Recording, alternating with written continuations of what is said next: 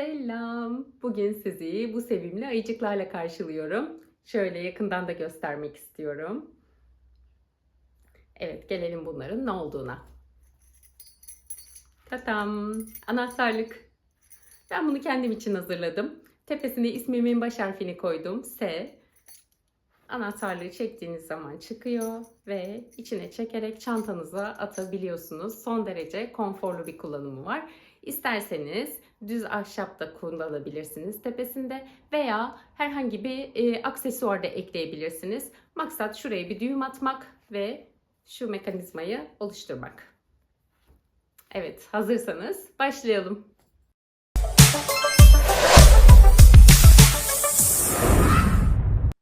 Evet, malzeme bilgileriyle başlayalım işe. Bu defa bu renk öreceğim. Nako denim kullandım ben yine. İstediğiniz marka iplikle örebilirsiniz. Ama aynı ebatta olsun isterseniz kalınlığına dikkat etmenizi öneririm. Benim anahtarlığım 9 santim yüksekliğinde oldu. Aynı malzemelerle ördüğünüz takdirde siz de aynı ölçüye muhtemelen ulaşırsınız. 3,5 milim tığ kullanıyorum anahtarlığı örerken. Gözleri ve burnu örerken 2,2 milim tığ kullandım.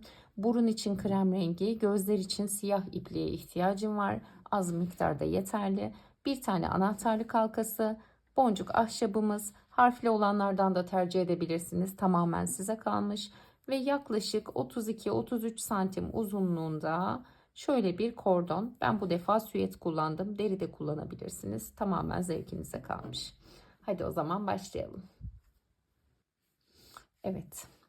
Sihirli halka içine 6 tane sık iğne örerek başlayabiliriz.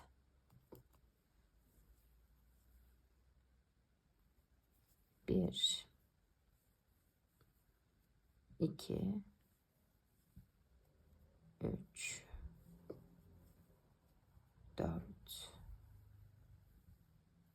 beş ve 6. Halkamı kapattım. İlmek birleştirme yapmıyoruz. Spiral öreceğiz. Yani dönerek örmeye devam edeceğiz. Birinci ilmeğime batarak örmeye devam ediyorum direkt. Birinci ilmeğin tepesine 2 tane sık iğne yapıyorum. Çünkü 12 ilmeğe ulaşmak istiyorum bu turda. Yani 6 tane arttırma yapmam gerekiyor. 2. Devam ediyorum. Sıra sonuna kadar her ilmeğe 2 tane sık iğne yapıyoruz ikinci turda. Ben üçüncüyü yaptım. Dördüncü arttırmam. Beşinci arttırmam. Ve altıncı arttırmamı da yaptım. 12 ilmeğe ulaştım toplamda. Şimdi burada tavsiyem bir ilmek belirleyici kullanmanız veya farklı renkte bir iplik de kullanabilirsiniz. Bana her zaman daha pratik geliyor. Sıra başlarını kaçırmamanız çok önemli. Bakın burada bitti. Şimdi tekrar 6 ilmek arttıracağım. 18 ilmeğe ulaşmam gerekiyor. Yani ne yapıyorum? Bir ördüm. Bir arttırıyorum. Bir tane sık iğne. Sıradaki ilmeğe 2 tane sık iğne. Sıra sonuna kadar bu şekilde devam ediyorum. Bir tek, bir çift.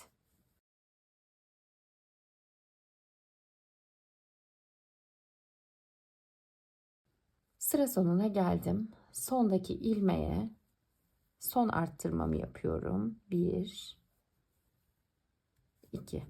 Bakın. Şurayı takip etmeniz çok önemli. İpliği yürütebilirsiniz her turda kolaylık olması için. Şimdi 6 tane daha arttırma yapacağım. O yüzden 2 tane örüp 1 tane arttırıyorum. 2 tane tek sık iğne yaptım. Üçüncü ilmeğe çift sık iğne örüyorum. 1 2. Aynı ilmeğe 2 tane daha. Sıra sonuna kadar 2 tek bir çift örerek devam edelim.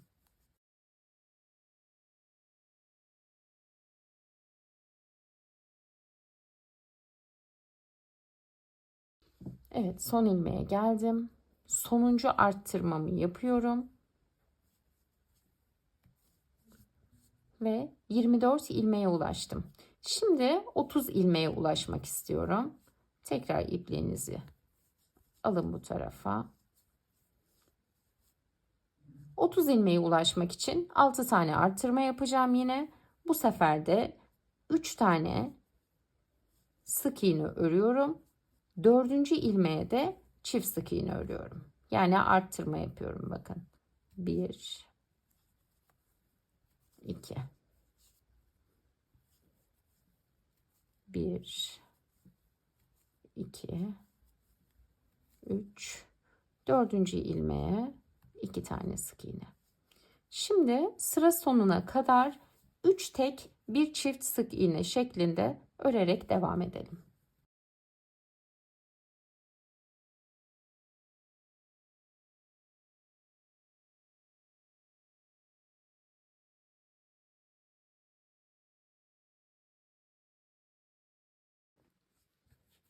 Sıra sonuna geldim. Son arttırmamı sizinle yapıyorum. 1 ve 2. Şimdi artık 30 ilmeğim var. Ama benim 36 ilmeğe ihtiyacım var. O yüzden bir tur daha arttırma yapmam gerekiyor. Yine aynı şekilde bir sık iğne, 2, 3, 4 tane sık iğne örüyorum ve 5. ilmeğe arttırma yapıyorum. Yani aynı ilmeğe 2 tane sık iğne örüyorum. Bakın zaten bütün arttırmalar üst üste geliyor. Bu da sizin için takip etmesi kolay bir nokta olabilir. Tekrar yapıyorum. 1 2 3 4 ve 5. ilmeğe 2 tane sık iğne. Sıra sonuna kadar bu şekilde devam edelim. Evet, son arttırmamı da yaptım ve artık 36 tane ilmeğim var arkadaşlar. Yeterli uzunluğa, büyüklüğe geldi benim için. Şimdi arttırma, eksiltme hiçbir işlem yapmadan her ilmeğe bir tane sık iğne öreceğiz. Dönerek toplamda 12 tur örüp beni bekliyorsunuz. Evet, 12 tur ördüm. Benim için yeterli bir uzunluk. İsterseniz daha kısa veya daha uzun yapabilirsiniz. Şimdi bir tur ters sık iğne öreceğiz. Onu beraber yapalım. Bakın burada kaldı ilmeğimiz. Geri dönerek şuradaki ilmeklere batacağız arkadaşlar. Bakın şuraya. Üstüne değil, dibine. Battım ve sık iğne ördüm. Dolamadan batıyorum ve tek seferde çıkarıyorum. Batıyorum ve tek seferde çıkarıyorum. Bakın şöyle bir görüntü oluyor. Şimdi buradayım. Şuradaki deliğe batıyorum. İpliğimi çekip tek seferde çıkarıyorum.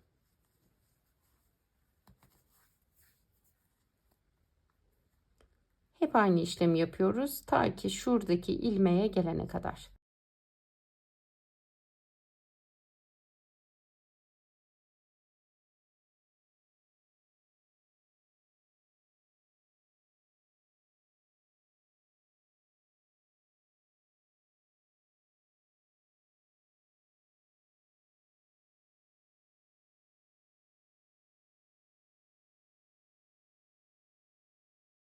Sıra sonuna geldim. Sonuncuyu yaptım ve ipliğimi keserek iğne yardımıyla birleştiriyorum.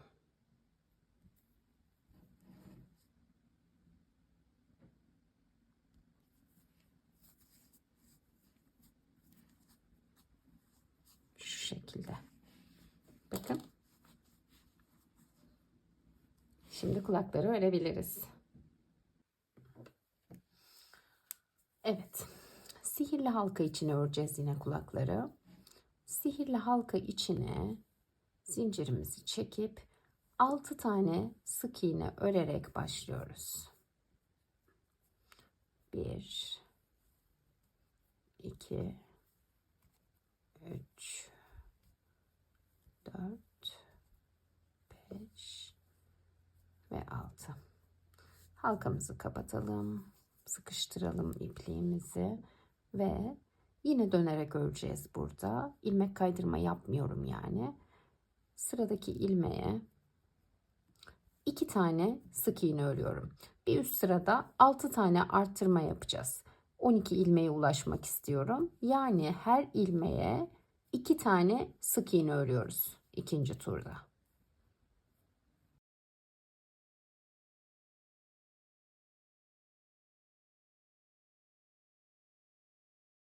Evet, 12 ilmeğe ulaştım. Üçüncü turda 15 ilmeğe ulaşmak istiyorum.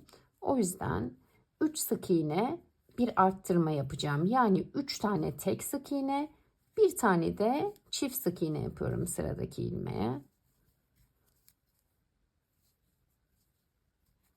1, 2, 3 ve dördüncü ilmeğe 2 tane sık iğne örüyorum. Bir kere daha yapıyoruz aynı işlemi. Toplam 3 kere yapmış oluyoruz. Ve 3 tane arttırma elde ediyoruz. Sıra sonunda da 15 ilmeğe ulaşmış oluyoruz. Şimdi 2 tur arttırma ve eksiltme yapmadan 15 sık iğne örelim.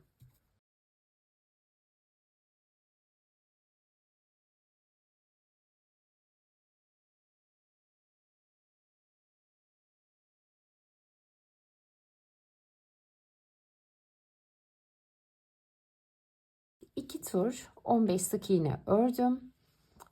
Artık kulağımız bitti. Şöyle ilmekleri karşılıklı birebir denk getirelim ve birer sık iğne örerek kapatalım. Bakın şu şekilde. Karşılıklı aldım. Bir tane sık iğne ördüm. Karşılıklı aldım. Bir tane sık iğne ördüm. Zaten bakın birebir denk geliyor. Şu açıklığı kapatmış oluyoruz böylece. Üçüncüyü yaptım. 4, 5, 6 ve bu da sonuncu. Toplamda 7 tane sık iğne örerek ilmekleri kapattık. Ve kulağımız hazır. Aynısından bir tane daha örüyoruz. Evet, kulaklarımız hazır. Şimdi kulakları yerlerine dikelim. Bir tanesini nereye diktiğimi göstereceğim. Ona göre ikisini de iğneler yardımıyla sabitleyip dikebilirsiniz. Bunu alalım. Bakın buradan aşağıya doğru sayın. 1, 2, 3, 4, 5. Ben buradan başlıyorum dikmeye. Hatta şöyle yapalım direkt.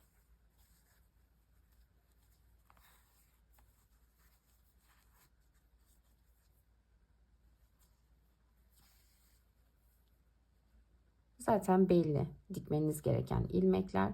Bir aşağıya iniyorum bu şekilde aynı yolda. Şöyle. Şu şekilde.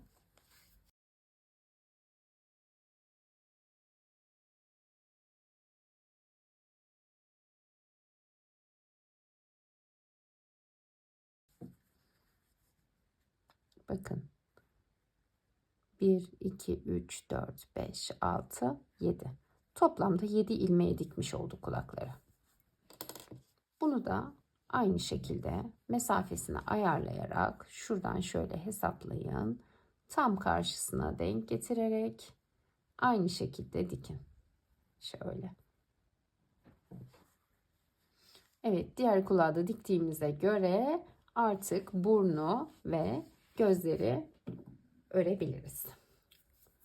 Şimdi gözler için siyah iplik ve 2,2 milim tığ ile sihirli halka içine 4 tane sık iğne örüyoruz. Birinciyi ördüm. 2, 3 ve 4.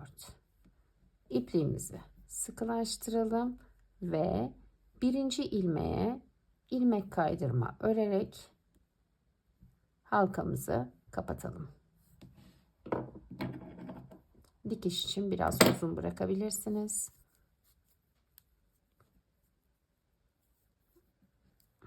Şurayı da sıkıştıralım. Bir tane daha örüyoruz ve sonra yerlerine dikiyoruz. Şöyle göz kararı yerlerini belirleyerek dikebilirsiniz. Ben şöyle yapıyorum. Görünen sık iğneden itibaren yukarıya doğru sayın. 1, 2, 3, 4, 5. 6. sıra tam ideal oluyor benim açımdan. Şöyle hatta bir tanesini beraber dikelim. Dediğim gibi her ördüğümde bu farklı oluyordur muhtemelen. Gözler arasındaki mesafe. Çünkü göz kararı yapıyorum ve bu daha hoşuma gidiyor. Hepsinin ifadesi farklı oluyor. Şöyle zaten 4 tane ilmeğimiz vardı orada. Bakın hemen diktik. Arkadan ipliğimizi de sıkılaştıralım. Kesebiliriz. Şimdi bu göz hazır olduğuna göre buna göre diğer gözün de yerini belirleyip dikebilirsiniz. Bakın şöyle tam ideal. Onu da dikelim, sonra burnu işleyelim.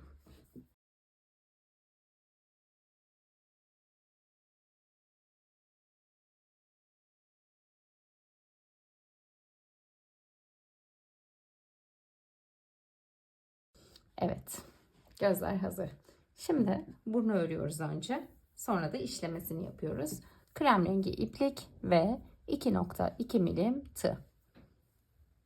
Sihirli halka içine 2 tane zincir çektim ve 6 tane tekli trabzan örüyorum arkadaşlar. 2, 3, yarım trabzan da diyebiliriz. 4, 5 ve 6. Halkamızı kapatalım.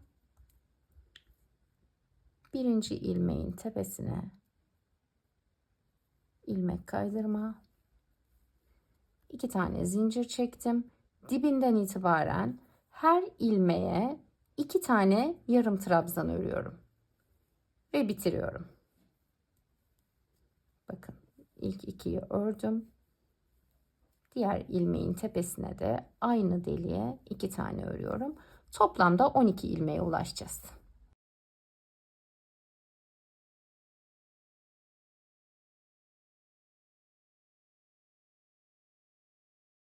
...12 ilmeğe ulaştım ve birinci ilmeğe ilmek kaydırmamı yaparak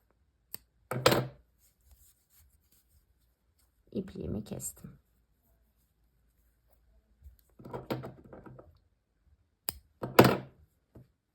Evet, burnumuz hazır sayılır. Şimdi ne yapıyoruz? İğneye siyah iplik geçirelim ve burnun işleme kısmını yapalım.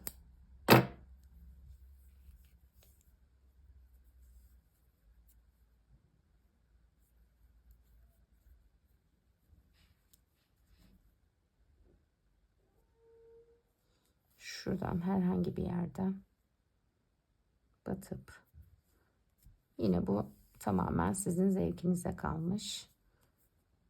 Yoğunluğu, uzunluğu.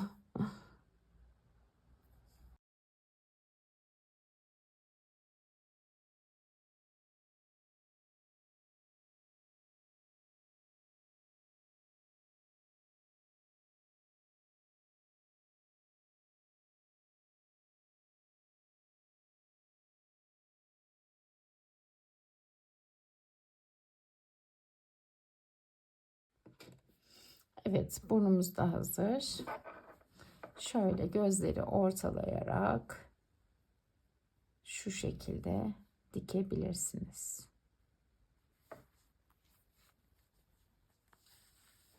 Ben böyle tutuyorum ama iğneyle sabitleyerek dikerseniz kolaylık olabilir sizin açınızdan.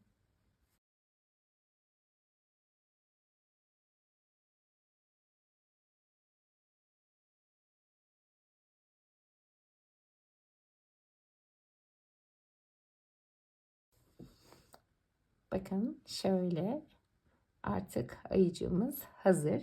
Şimdi anahtarlık aparatlarını takmaya geldi sıra. İpliğimizi de keselim.